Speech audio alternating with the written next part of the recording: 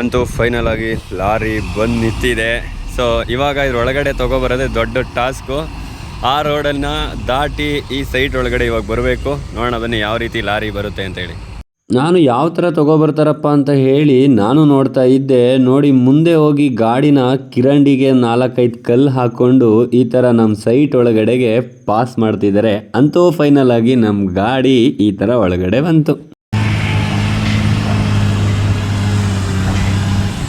ಒಳಗಡೆ ಬಂದಿದ್ದು ಒಂದೇ ಲಾರಿ, ಇನ್ನೊಂದು ಹೆಲ್ಪರು ನೋಡಿ ರೋಡ್ ಹತ್ರನೇ ನಿಂತಿತ್ತು. ಈ ತರ ಲಾರಿನ ತಗೊಂಡ್ ಬಂದು ರಿವರ್ಸು ಪಾಯಿಂಟಿಗೆ ಸೆಟ್ ಮಾಡ್ತಿದ್ದಾರೆ. ಏನೋ ಗೊತ್ತಿಲ್ಲ, ಪಾಯಿಂಟಿಗೆ ಒಂದ್ ಸ್ವಲ್ಪ ಡಿಫ್ರೆಂಟ್ ಆಗಿ ಇವ್ರು ಸೆಟ್ ಮಾಡ್ತಾವ್ರೆ. ನೋಡಿ ಈ ತರ ಲಾರಿ ನಿಲ್ಸಿ ಮೇಲಿಂದ ಒಂದ್ ಕಲ್ಲು ಹಾಕ್ತಾರೆ, ಅದೇ ಸೆಟ್ ಆಗೋಯ್ತು ಅಲ್ಲಿಗೆ. ಫೈನಲ್ ಪಾಯಿಂಟಿಗೇನೋ ಲಾರಿ ಈ ತರ ಸೆಟ್ ಆಗ್ತಾ ಇದೆ. ಈ ಕಡೆ ನಾನು ನೋಡೋಣ ಇನ್ನೊಂದ್ಸಲ ಯಾವ ತರ ನೀರ್ ಬರ್ಬೋದು ಅಂತ ಹೇಳಿ ಪಾಯಿಂಟ್ ನ ಚೆಕ್ ಮಾಡ್ತಾ ಇದ್ದೀನಿ. ನನ್ನ ಕೈಗೆ ಸಿಕ್ಕಿದ್ದು ಒಂದೇ ದಾರ. ಈ ಪಾಯಿಂಟ್ ಬಂದು ನಮ್ಮ ಹೊಂಡ್ರವಳ್ಳಿ ರಕ್ಷಿತ್ ಅವ್ರು ಮಾಡಿರೋದು. ಇರ್ಲಿ, ನಾನು ಪ್ರಾಕ್ಟೀಸಲ್ಲಿ ಇರೋದ್ರಿಂದ ನಾನು ಸಹ ಚೆಕ್ ಮಾಡ್ತಾ ಇದ್ದೆ. ಒಟ್ಟು ಅವರು 2 ದಾರ ಹೇಳಿದ್ದಾರೆ, ನನ್ನ ಕೈಲಿ ಸಿಕ್ಕಿರೋದು ಒಂದೇ ದಾರ. ಈ ತರ ನನ್ನ ಕೈಲಿ ಸಿಕ್ಕಿತ್ತು. ವಿಡಿಯೋದಲ್ಲಿ ಏನೇ ತಪ್ಪಿದರೂ ಮನ್ನಿಸಿ. ಏನ್ ಗುರುಜಿ ಹಿಂಗೆಲ್ಲ ಮಾಡ್ತಿದ್ದಾರೆ ಅಂತಂದ್ರೆ, ಇರೋದೊಂದು ಜೀವನ, ಎಷ್ಟಾಗುತ್ತೋ ಅಷ್ಟು ವಿದ್ಯೆನ ಕಲಿತಾ ಇರಬೇಕು. ನನ್ನ ಜೀವನದಲ್ಲಿ ಪಾಯಿಂಟ್ ಮಾಡೋ ಒಂದು ವಿದ್ಯೆನೂ ಕಲಿಬೇಕು ಅಂತ ಹೇಳಿ ನಾನು ಸಹ ಪ್ರಾಕ್ಟೀಸಲ್ಲಿ ಇದ್ದೀನಿ. ಸಪೋರ್ಟ್ ಮಾಡ್ಬೇಕಲ್ವಾ ನೀವೆಲ್ಲ ಹೇಳಿ. ವಿಡಿಯೋ ನೋಡ್ತಾ ನಮ್ಮ ವಿಡಿಯೋ ಇಷ್ಟವಾದ್ರೆ ಸಬ್ಸ್ಕ್ರೈಬ್ ಆಗಿ ರೈತ ಗುರುಜಿಗೆ ಸಪೋರ್ಟ್ ಮಾಡಿ. ಈ ವಿಡಿಯೋಗೆ ಯಾರೆಲ್ಲ ಸಬ್ಸ್ಕ್ರೈಬ್ ಮಾಡ್ತೀರಾ ಅವ್ರ ಹೆಸರು ಹೇಳಿ ಒಂದೊಂದು ಗಿಡನ ನೆಡ್ತೀನಿ. ನೋಡೋಣ ಎಷ್ಟು ಸಬ್ಸ್ಕ್ರೈಬ್ ಆಗ್ತೀರಾ ಅಂತ ಹೇಳ್ತಾ ಬನ್ನಿ ಇವಾಗ ಲಾರಿನ ಶುರು ಮಾಡ್ತೋಣ. ಮೊದಲಿಗೆ ಈ ರೀತಿ ಮಣ್ಣು ಕೊರೆಯ ಬಿಟ್ಟ ಹಾಕೊಂಡು ಕೊರಿಲಿಕ್ಕೆ ಶುರು ಮಾಡ್ತಾರೆ. ಸ್ವಲ್ಪ ಕೆಲಸ ಇರುತ್ತೆ, ಅವ್ರ ಕೆಲಸ ಅವ್ರು ಮಾಡ್ಕೊಳ್ತಿದ್ದಾರೆ. ಬನ್ನಿ ಇವಾಗ ಶುರು ಆಗುತ್ತೆ. ಫೈನಲಿ ಅಂತೂ ಈ ತರ ಶುರು ಆಯ್ತು ಕೊರಿಲಿಕ್ಕೆ.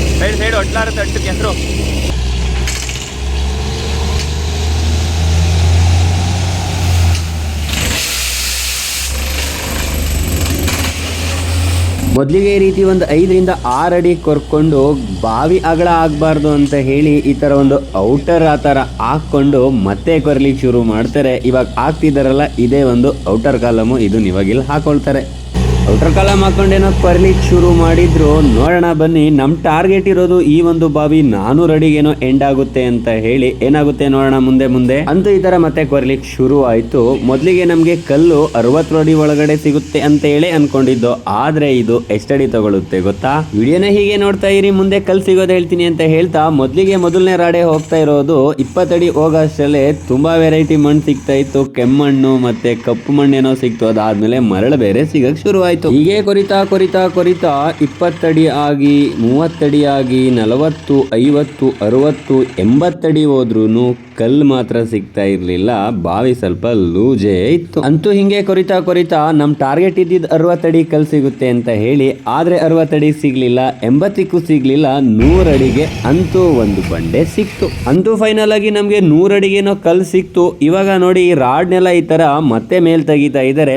ಮೇಲ್ ತೆಗ್ದು ಏನ್ ಮಾಡ್ತಾರಪ್ಪ ಅಂತಂದ್ರೆ, ಇವಾಗ ಸಿಟಿಲಿ ಈ ಪಾಯಿಂಟ್ ಇರೋದ್ರಿಂದ ಕೊಳಚೆ ನೀರು ಆ ಕಡೆ ಈ ಕಡೆದು, ಬಾತ್ರೂಮ್ ನೀರು, ಗಲೀಜು ನೀರು ಬಾವಿ ಒಳಗಡೆ ಬರಬಾರ್ದು ಅಂತ ಹೇಳಿ ಏನ್ ಮಾಡ್ತಾರಪ್ಪ ಅಂತಂದ್ರೆ 10 ಇಂಚು ಬಾವಿನ ಅಗಲ ಮಾಡ್ಕೊಳ್ಳೋಕೆ ಒಂದು ಬಿಟ್ಟ ಹಾಕೊಂಡು ಬಾವಿನ ಮತ್ತೆ ಇವಾಗ ರೀಕಟಿಂಗ್ ಅಗಲ ಮಾಡ್ತಾರೆ 10 ಇಂಚು. ಆ 10 ಇಂಚ್ ಅಗಲ ಆದರೆ ಏನು ಮಾಡ್ತಾರಪ್ಪ ಅಂತಂದರೆ ಅಲ್ಲಿಗೆ 10 ಇಂಚ್ ಒಳಗಡೆಗೆ ಒಂದು ಕೇಸಿಂಗ್ ಹಾಕ್ತಾರೆ. ಆ ಕೇಸಿಂಗ್ ಹಾಕೊಂಡ್ಮೇಲೆ ಮತ್ತೆ ಇವಾಗ ಕೊರಿಲಿಕ್ಕೆ ಶುರು ಮಾಡ್ತಾರೆ. 20 ಅಡಿಗೆ ಹಾಕ್ತಾರೆ ಆ ಕೇಸಿಂಗು. ಇವಾಗ ಸಿಟಿ ಆಗಿರೋದ್ರಿಂದ 10 ಇಂಚಿಂದು ಕೇಸಿಂಗ್ ಹಾಕೋತಾರೆ. ಅದಕ್ಕೆ ನೋಡ್ತಾ ಇರ್ಬೋದು ಇವಾಗ ಅದನ್ನು ಹಾಕೊಳ್ತಾ ಇದ್ದಾರೆ. ಕೇಸಿಂಗ್ ಎಲ್ಲಿದೆಯಪ್ಪ ಅಂತಂದರೆ ಆ ಲಾರಿಲಿದೆ. ಬನ್ನಿ ಹಾಕ್ಬೇಕಾದ್ರೆ ತೋರಿಸ್ತೀನಿ. ನಮ್ಮ ಹಳ್ಳಿ ಕಡೆ ಎಲ್ಲ ಹಾಕಲ್ಲ, ಸಿಟಿ ಕಡೆ ಏನಕ್ಕೆ ಅದನ್ನು ಹಾಕ್ತಾರಪ್ಪ ಅಂತಂದರೆ ಹೊರಗಡೆ ಇಲ್ಲಿ ಪಿಟ್ಗುಂಡಿ ಅದು ಇದು ನೀರೆಲ್ಲ ಹೋಗ್ತಾ ಇರುತ್ತಲ್ವ, 20 ಅಡಿವರೆಗೆ ಹಾಕಿರ್ತಾರೆ ಔಟರು. ಹಾಗಾಗಿ ನೀರೆಲ್ಲ ಕೊಚ್ಚೆ ನೀರು ಕೊಳಚೆ ನೀರೆಲ್ಲ ಒಳಗಡೆ ಬರಬಾರ್ದು ಅಂತ ಹೇಳಿ ಆ ಥರ ಹಾಕಿರ್ತಾರೆ. ಏನು ಅದು ಆಗ್ತಾ ಇವಾಗ ಈ ಥರ ರಿಂಗ್ನ ಮಾಡ್ಕೊಳ್ತಾ ಇದ್ದಾರೆ. ಇವಾಗ ಈ ಥರ 20 ಅಡಿ ಮಾತ್ರ ರೀಕಟಿಂಗ್ ಮಾಡ್ಕೊಳ್ತಾರೆ. 10 ಇಂಚು ಆ ಕೇಸಿಂಗ್ ಕೂರ್ಬೇಕಲ್ವಾ, ಅಷ್ಟು ಮಾತ್ರ ಇವಾಗ ಇದು ನೋಡ್ತಾ ಇರ್ಬೋದು ರೀಕಟಿಂಗ್ ಮಾಡ್ಕೊಳ್ತಾ ಇದ್ದಾರೆ. 20 ಅಡಿ ಈ ಥರ ಡ್ರಿಲ್ ಮಾಡ್ಕೊಂಡಿದ್ದಾರೆ. ಬನ್ನಿ ಇವಾಗ ಔಟರ್ ರಿಂಗ್ ಹಾಕ್ತಾರೆ. ನೋಡೋಣ ಕೇಸಿಂಗು ಯಾವ ಥರ ಬರುತ್ತೆ ಅಂತ ತೋರಿಸ್ತೀನಿ. ಇವಾಗ ಏನು ನೋಡ್ತಾ ಇದ್ದೀರಾ ನೋಡಿ, ಇದು ಫೈಬರ್ದು. ಇದು 10 ಇಂಚ್ ಇರುತ್ತೆ ಕೇಸಿಂಗು. ಇದನ್ನು ಹಾಕೊಂಡು ಮತ್ತೆ ಇವಾಗ ಡ್ರಿಲ್ ಮಾಡ್ತಾರೆ. 10 ಇಂಚಿನ ಕೇಸಿಂಗು ಫೈಬರ್ದು ಈ ಥರ ಇದೆ. ಇವಾಗ ಅಲ್ಲಿಗೆ ಹಾಕ್ತಾರೆ. 20 ಅಡಿ ಇದೆ ನೋಡಿ. ಆ ಒಂದು ಬಿಟ್ಟಲ್ಲಿ ಜಾಗನ ರೆಡಿ ಮಾಡ್ಕೊಂಡಿದ್ದಾರೆ. ಇವಾಗ ಆ ಜಾಗಕ್ಕೆ ಈ ಪೈಪ್ನ ಹಾಕ್ತಾರೆ. ಬನ್ನಿ ಇವಾಗ ಈ ಪೈಪ್ನ ಈ ಥರ ತಗೊಂಡು 20 ಅಡಿ ಇದೆ ಈ ಒಂದು ಕೇಸಿಂಗು. ಅಲ್ಲಿ ಹಗ್ಗ ರೆಡಿ ಮಾಡ್ಕೊಂಡಿದ್ದಾರೆ ಪಟ್ ಅಂತ ಬಿಡೋದಕ್ಕೆ. ನೋಡೋಣ ಯಾವ ಥರ ಪ್ಲ್ಯಾನಲ್ಲಿ ಇವ್ರು ಬಿಡ್ತಾರೆ ಅಂತ ಹೇಳಿ. ಪರವಾಗಿಲ್ಲ, ಹಗ್ಗದಲ್ಲೇ ಕೇಸಿಂಗ್ ಬಿಡ್ತಾವ್ರೆ ನೋಡಿ. ಯಾವ ಥರ ಎಲ್ಲ ಹಾಕ್ಕೊಂಡು ಪಟ ಪಟ ಅಂತ ಹಾಕ್ಕೊಳ್ಳೋದು. ಅಂತೂ ಫೈನಲ್ ಆಗಿ ಈ ಒಂದು 10 ಇಂಚಿನ ಕೇಸಿಂಗು ಶಿವ ಅಂತ ಒಳಗಡೆ ಹೋಗ್ತಾ ಇದೆ. ನಾನು ಫಸ್ಟ್ ಟೈಮ್ ಗುರು ಇದನ್ನು ನೋಡ್ತಾ ಇರೋದು. ಚೆನ್ನಾಗಿದೆ ಒಂಥರ. ನೋಡೋಣ ಇವಾಗ ಇನ್ನೊಂದು 2-3 ರಾಡಲ್ಲಿ ನೀರು ಬರಬೇಕು ನಮ್ಮ ಒಂದು ಪ್ಲ್ಯಾನ್ ಪ್ರಕಾರ. ನೋಡೋಣ ಏನಾಗುತ್ತೆ ಅಂತ. ಅದು ಫೈನಲಾಗಿ ಹಗ್ಗ ಬಿಚ್ಚಾಕ್ತವ್ರೆ. ಈ ರೀತಿಯಾಗಿ 20 ಅಡಿ ಕೇಸಿಂಗ್ ಹಾಕ್ಕೊಂಡು ಮತ್ತೆ ಇವಾಗ ಬಿಟ್ಟನ ಹಾಕ್ಕೊಂಡು ಕೊರಿಲಿಕ್ಕೆ ಶುರು ಮಾಡ್ತಾರೆ. ಬನ್ನಿ ಏನಾಗುತ್ತೆ ನೋಡೋಣ.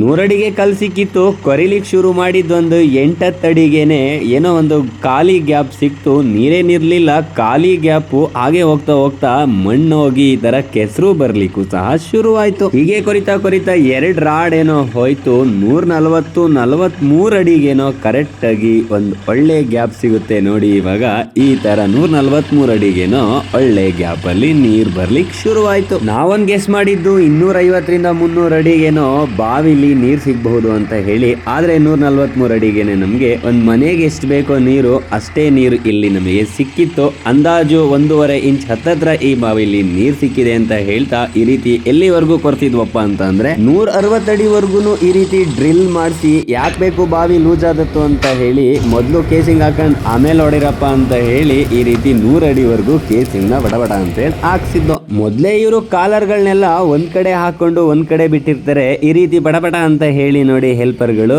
ಈ ರೀತಿ ಕೇಸಿಂಗ್ ತಂದು ಕೊಡ್ತಾರೆ. ಆ ಡ್ರಿಲ್ಲರ್ ಈ ತರ ಹಾಕ್ತಾರೆ. 100 ಅಡಿ ಕೇಸಿಂಗ್ ಇಳಿಸಿ ಮತ್ತೆ ಕೊರಿಲಿಕ್ಕೆ ಶುರು ಮಾಡಿದ್ರು. ಒಳ್ಳೆ ನೀರೇನೋ ಬರ್ತಾ ಇತ್ತು. ತುಂಬಾ ಖುಷಿ ಆಗ್ತಾ ಇತ್ತು. ಬಿಸಿಲು ಬೇರೆ ಜೋರಾಗಿತ್ತು. ಆದ್ರೆ ನಾನು ಒಬ್ನೇ ಈ ಒಂದು ಪಾಯಿಂಟ್ ಹತ್ರ ಇದ್ದೆ. ತುಂಬಾ ಬೇಜಾರ್ ಬೇರೆ ಆಗ್ತಾ ಇತ್ತು. ಈ ನೀರನ್ನ ಕಣ್ಣಲ್ಲಿ ನೋಡ್ತಾ ತುಂಬಾ ಖುಷಿ ಆಗ್ತಾ ಇತ್ತು. ಪಾಯಿಂಟಲ್ಲಿ ಒಳ್ಳೆ ನೀರು ಬಂತಲ್ಲ ಅಂತ ಹೇಳಿ. ಈ ಒಂದು ಪಾಯಿಂಟ್ ಮಾಡಿದ್ದು ಯಾರಪ್ಪ ಅಂತಂದ್ರೆ ಇವರೇ ನೋಡಿ, ನಮ್ಮ ಹೊಂಡ್ರವಳ್ಳಿ ರಕ್ಷಿತ್ ಅವರು. ತುಂಬಾ ಖುಷಿ ಆಯ್ತು ಇವ್ರಿಗೆ ಒಳ್ಳೇದಾಗ್ಲಿ ಅಂತ ಹೇಳ್ತಾ, ಹಾಗೆ ನಮ್ಮ ಡಾಕ್ಟರ್ ಸುಪ್ರೀತ್ ಅವ್ರಿಗೆ ಕಂಗ್ರ್ಯಾಚುಲೇಷನ್ ಹೇಳ್ತಾ ಮುಂದಿನ ಭಾಗದಲ್ಲಿ ಇನ್ನೊಂದು ವಿಡಿಯೋ ತಗೋ ಬರ್ತೀನಿ. ಅಂತೂ ಇವಾಗ ಈ ಬಾವಿ ಎಷ್ಟು ಕೊರೆದಿದ್ದೀವಪ್ಪ ಅಂತಂದರೆ 200 ಅಡಿ ಕೊರೆದಿದ್ದೀವಿ. 200 ಅಡಿಗೆ ಲಾಸ್ಟ್ ಮಾಡಿದ್ದೀವಿ. ಒಳ್ಳೆ ನೀರು ಬಂದಿದೆ. ಮನೆಗಿನ್ನ ಚೆನ್ನಾಗೆ ಬಳಸ್ಬೋದು. ಹೆಚ್ಚಾಗುತ್ತೆ ಅಂತ ಹೇಳ್ತಾ ಈ ವಿಡಿಯೋ ನೋಡ್ತಾ ಎಷ್ಟು ಜನ ಸಬ್ಸ್ಕ್ರೈಬ್ ಆಗ್ತಾ ಇದ್ದೀರಾ ಅಷ್ಟು ಸಬ್ಸ್ಕ್ರೈಬರ್ಸ್ಗೆ ಒಂದೊಂದು ಗಿಡ ನೆಡ್ತೀನಿ. ಹಾಗೆ ಗಿಡ ನೆಟ್ಟಿದ್ದ ವಿಡಿಯೋನ ನಿಮ್ಮ ಮುಂದೆ ತಗೋಬರ್ತೀನಿ ಅಂತ ಹೇಳ್ತಾ ಬೇಗ ಸಬ್ಸ್ಕ್ರೈಬ್ ಮಾಡಿ ರೈತ ಗುರೂಜಿಗೆ ಸಪೋರ್ಟ್ ಮಾಡಿ. ಮುಂದಿನ ಭಾಗದಲ್ಲಿ ಸಿಗೋಣ.